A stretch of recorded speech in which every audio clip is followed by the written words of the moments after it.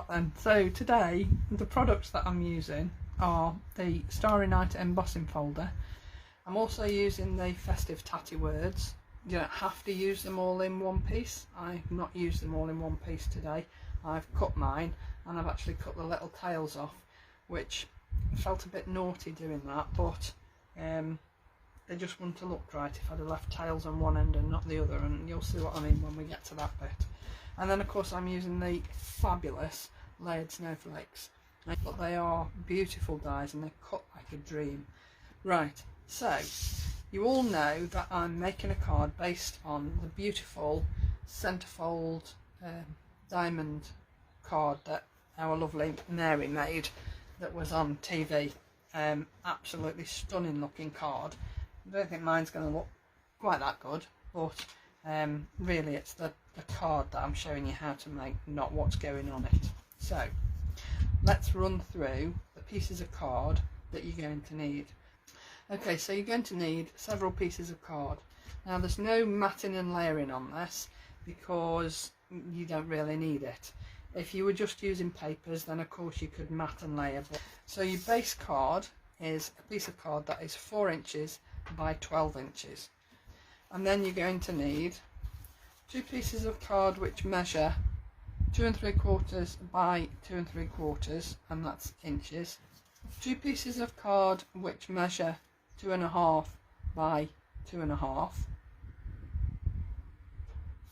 And 2 pieces of card which measure 1 7/8 by 3 7/8. Okay, these are the 2 side panels, and these will form all the pieces that go on your card once you've made it.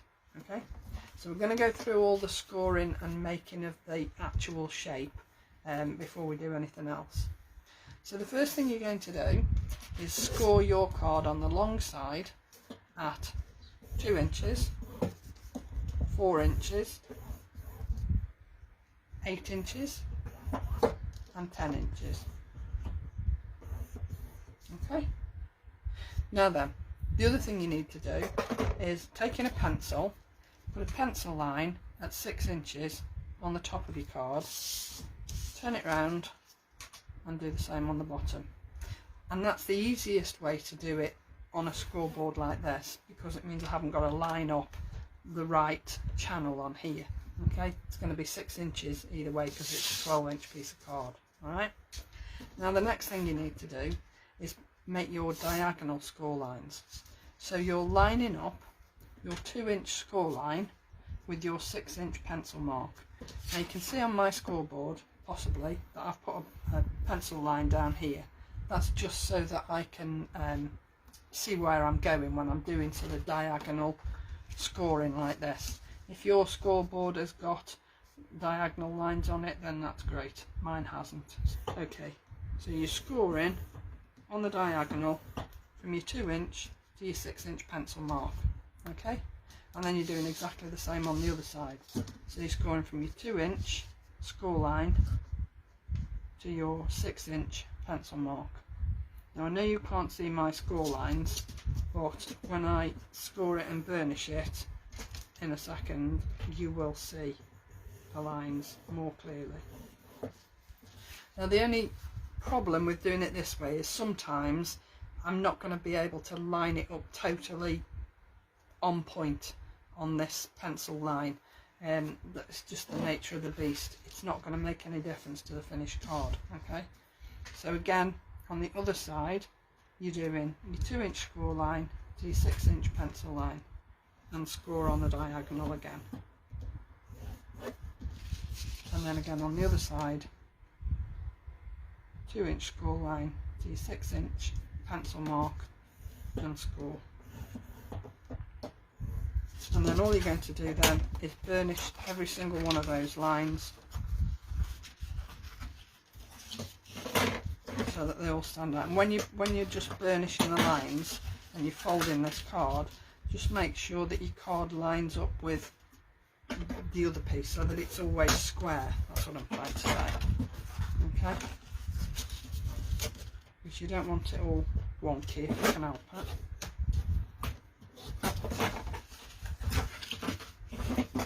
So then you're going to burnish those diagonal lines as well.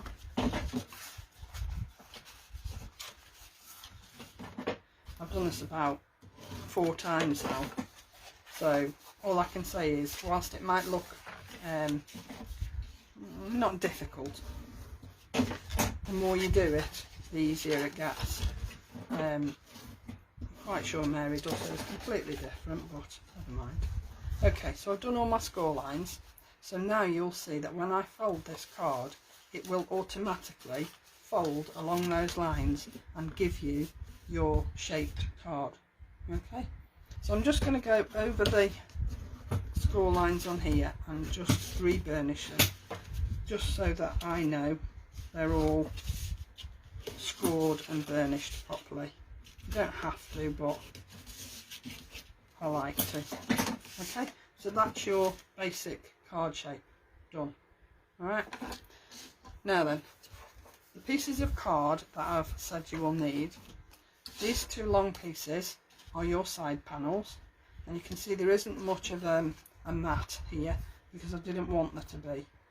I did do one as a test piece, and the mat is quite deep on this and I didn't like it, so I will I've changed it on my one that I'm doing today.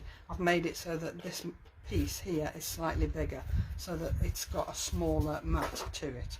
Okay, so those are your 2 side panels. Then these 2 larger pieces, that one is going to give you your centerpiece, and this one is going to give you these 2 triangles. So if you place that in there and cut it in half, you've got one half that fits there and the other half will fit here. Alright, and then you're going to use the 2 smaller pieces to make your triangles here, and what you're going to do with those is cut them in half on the diagonal, and then you're going to cut them down the middle. Okay, so if I just show you one on here, you'll have to excuse this because it doesn't cut brilliantly, which is why I've done all my cutting and whatever already.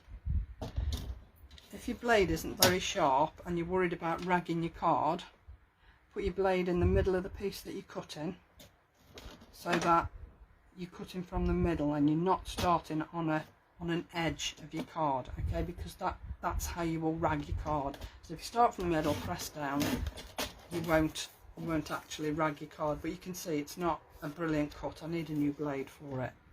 So to make your diamond shapes for here, your triangle shapes for here, you're then going to cut those triangles in half. Okay, so if I just put my blade in the middle, I'm not doing them all because I've already cut them, and then these are going to fit on here like that.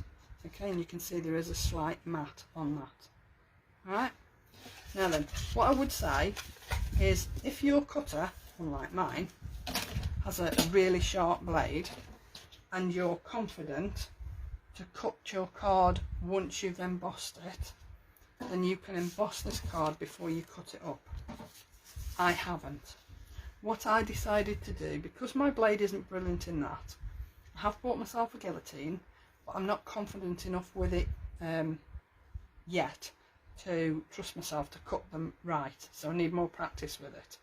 So what I decided to do was cut all my card to shape, make sure I've got every single piece, and then put it in my embossing folder.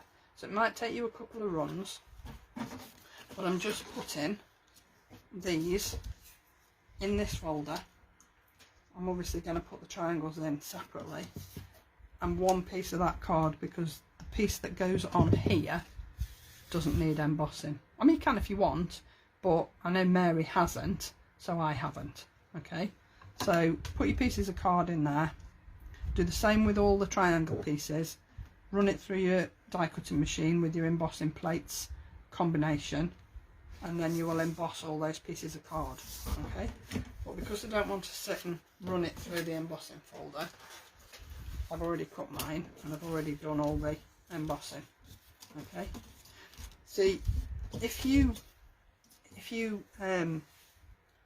emboss the piece of card and then cut your pieces, what might happen, because your blade is going through not just flat card, it's going through embossed card, you might find that your card rags anyway.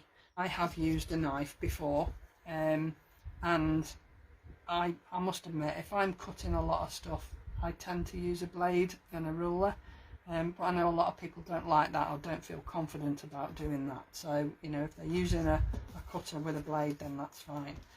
But if you're cutting through embossed card, you do run a danger of ragging your card because your blade is going through more than one depth, especially with Lisa's 3D embossing folders, because the depth on these is incredible.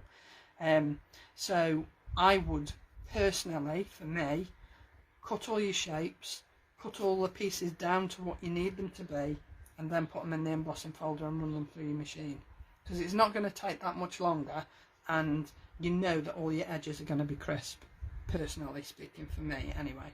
Okay, so now I've done all that, I can get my scoreboard out of the way because it takes up too much room. And then we can concentrate on putting the card together. Now, before I add anything to it, I am just going to rub off those pencil marks, because you don't want those showing on your card. So this piece of card that you didn't emboss is going in the middle here. Now, you've got choices. You can 3D it if you want to, glue it down straight. You can emboss it if you want to emboss it. Nobody's saying you definitely don't. It's how you want your card to look at the end of the day. Okay, so I'm not embossing this because Mary didn't emboss hers, I don't think. So I'm sticking it flat as well. I'm not 3Ding this because the snowflakes that are going on the top will be quite enough depth. I know Mary made a box to go with it. I haven't made the box. Primarily because I hadn't really got time, but you can make a box to match if you want to, and again, all you're using is card and embossed card.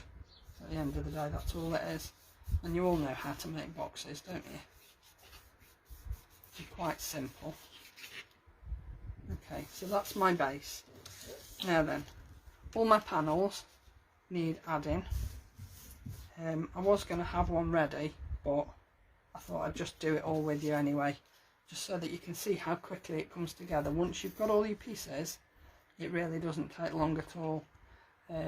Just remember with your glue, not so bad with Lisa's glue, but make sure you put enough glue on to stick this down properly, because you're gluing down embossed card, so there's going to be a lot of places that aren't actually touching the base card.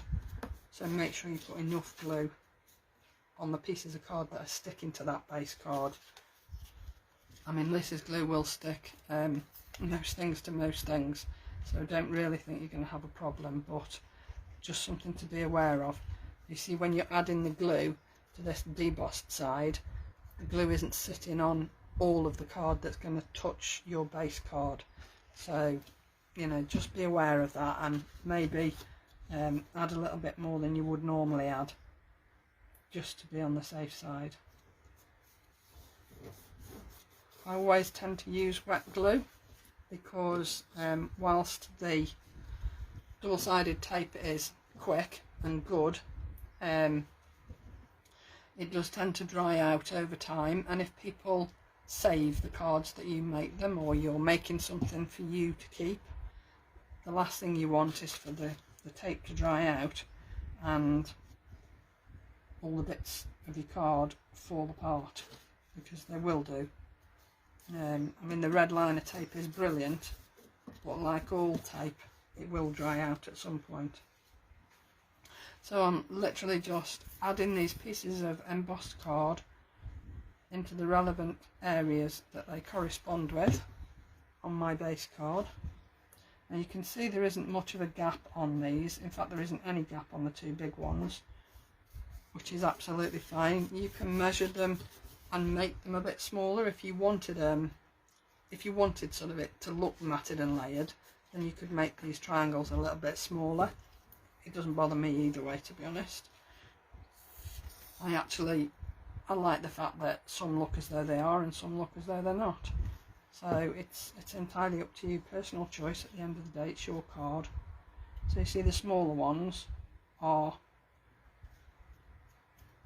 they fit inside those triangles, which isn't necessarily a bad thing, because when you come to fold this, you might find that some of the joints meet, because they're, if you've gone right to the edge, they might meet, which will make your card sort of not shut properly. But again, personal choice, totally up to you. I'm right at the end of this bottle of glue, and I'm just not gonna put it away until it's got absolutely no glue left in it at all. So it's quick and easy to put together once you've got all your bits cut and embossed and whatever. Dead quick, dead easy. And I think once it's done and you've got your snowflakes on top, the effect is just incredible. When it was shown on TV, I mean, I think all the samples look amazing when they're on telly. There's just something about the cameras on TV that just make things look, I don't know, better than they are in real life, don't you think?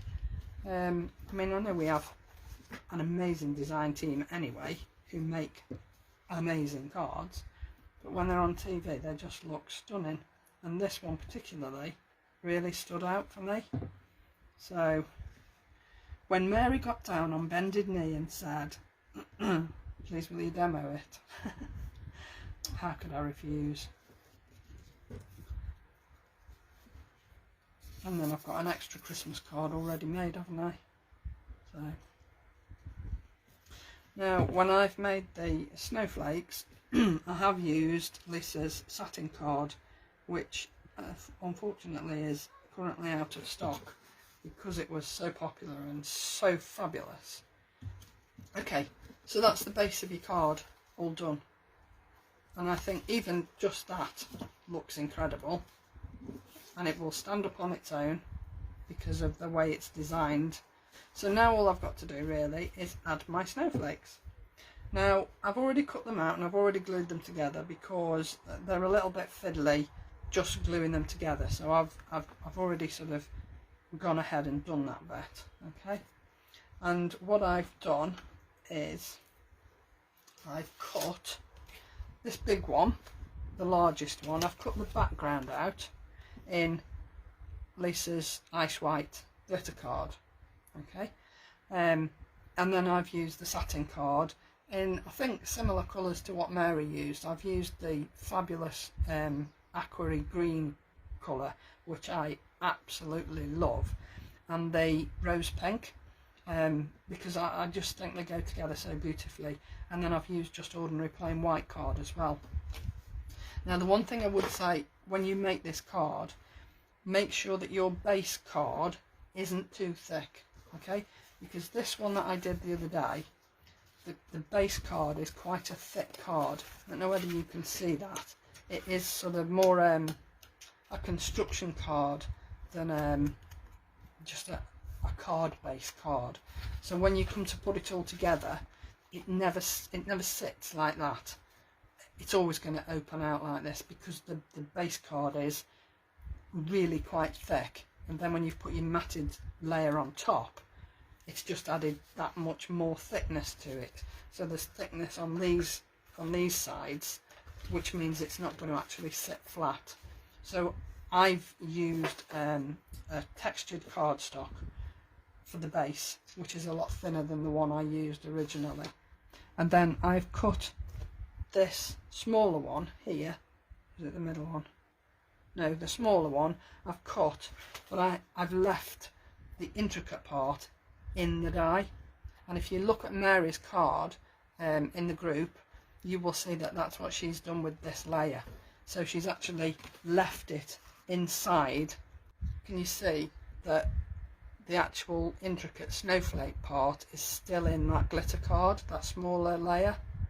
it's still in there, and it just gives a different look. And then again, I've gone with the green and the pink and then a white, and in the middle I've used Lisa's glass domes, which unfortunately are out of stock, but I think most of the gems that Lisa's ever bought are probably out of stock now. So I'm going to layer this, sorry, I'm going to add this to my card, but I'm going to add it with 3D glue gel because I want it to sit proud of the base here.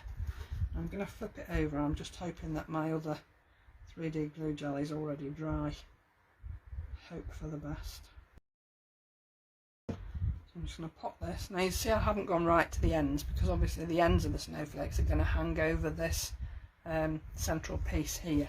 So I don't want it to sort of sit, get glue where it shouldn't be.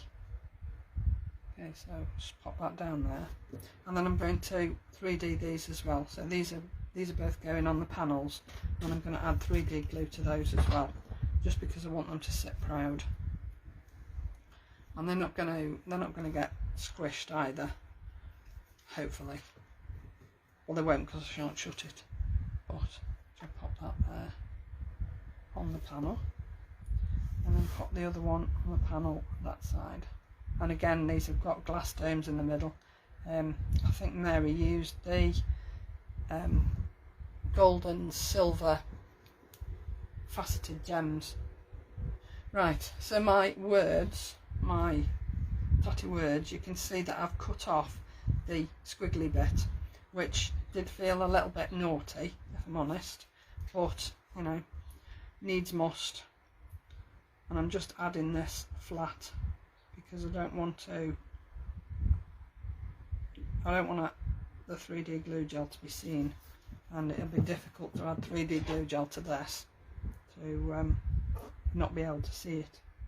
So I'm adding this at an angle, partly because that's the only way it'll fit, and I just think it's nice to see something a little bit different rather than sort of straight all the time. So this one's going at the opposite angle here. Now you can see why I've taken the curly bits off, because they won't fit on this bit, so if you leave them on this bit and take them off this bit it will look odd. So that's why I've cut them on both. And there's your finished Diamond Centrefold Christmas card. Snowflake card. Cute, isn't it? So I'm going to leave it like that so that I don't squash my snowflakes on that side for now. I think that's really cute, I like that. But I will be back on Monday with something that is totally brand spanking new. Possibly. If Lisa shows it on Friday, I can use it on Monday. So keep your fingers crossed that Lisa shows you what's coming up on next week's show. And then I can use it on Monday, because that'll be amazing. Anyway, I'm getting far too excited. Don't forget, Lisa will be live on Friday. Hopefully showing you what's coming up. Oh, thank you. Oh, I know just what I'm doing as well. So yeah, something fabulously new and beautiful next Monday. Nothing on Thursday, but I will be back the following week. Natasha will be with you Tuesday night as well, because it's Natasha's week, I think. So Claire tomorrow at 11, Natasha Tuesday at 7, nothing from me Thursday, Lisa live on Friday. Don't forget to go and visit the blog if you do log in or you want to go and have a read of it. It is a good read. I'll try and make it a good read. And like I say, every Wednesday there'll be a different project from a different member of the DT on there for you to have a go at. So I love you and leave you. Thanks for joining me. I really appreciate every single one of you. And I will see you next Monday.